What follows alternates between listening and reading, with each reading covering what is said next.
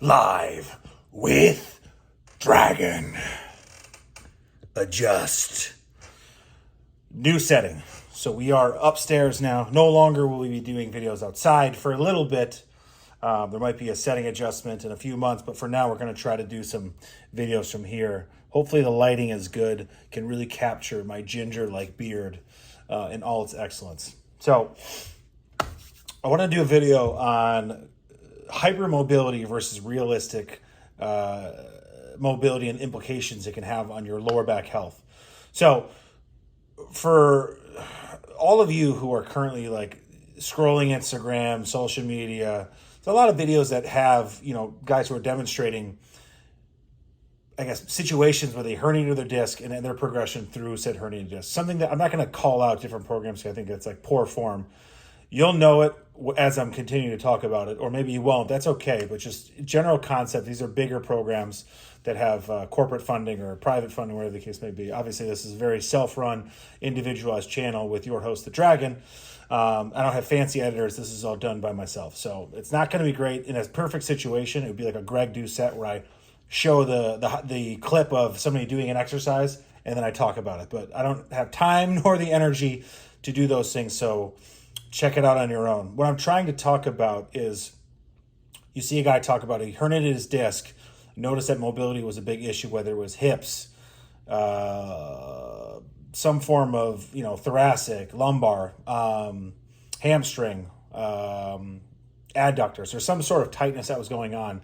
But in the video, the guy's doing a freaking front split, or even an actual full split, or he's in a full upside down position like this with a crazy rounding of the spine, and he's like, look how far I've come to fix that. And my point, what I'm trying to make in this video for you guys, the audience, people who are consuming this kind of content, is, hey, fantastic for him. Like, he's literally got the mobility of like a dancer. Now, do we need that level of mobility to just have pain-free existences? This is the point, the argument that I'm trying to make is I don't think that's the case, okay?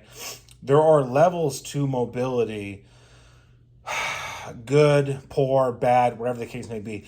My point that I'm trying to get across to everybody is, yes, if you do have very noticeable opportunities in mobility, you hinge at the hip, you go to bend down, your hamstring only allows you, or maybe it's your sciatic nerve, only allows you to get to your knees. That is an issue, okay? That is an issue.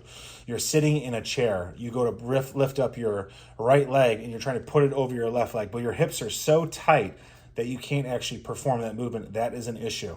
Now, other end of the spectrum, right? Instead of bending forward and touching your toes, you can put your palms down, and then from that position, you're basically in like in a Jefferson curl, and then you can lift weight from that position with a rounded spine.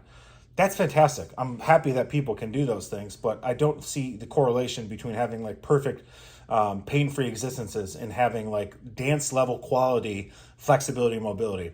So what I'm trying to tell you guys is, coming from a guy who never was flexible by any stretch of the imagination, something I need to I'm continuing to work on myself, is get acclimated to the research data as it applies to what are normal functional ranges of motion. There are literally percentages that you can look at and see, like, okay, how far should my shoulder go backwards? Okay. Rotation wise, how far should it internally rotate? Things like that. Like, you might be surprised at the level of mobility that's written in the research data versus what's being shown on social media. But as all things are, it's one big song and dance that they're trying to kind of showcase to everybody. The levels of flexibility, mobility that showcased in some of these videos are going to take years to achieve, okay? Somewhere along that continuum, surely the back health continues to improve to a point where it's functional and your cost of living isn't as aggressive as it needed to be when you first got injured. So hypermobility versus realistic impact on lower back health. Start digging into that a little bit more. I think if you have a stretching routine that you do 2 to 3 times a week, that's more than enough. If you're really, really tight, maybe go for 4.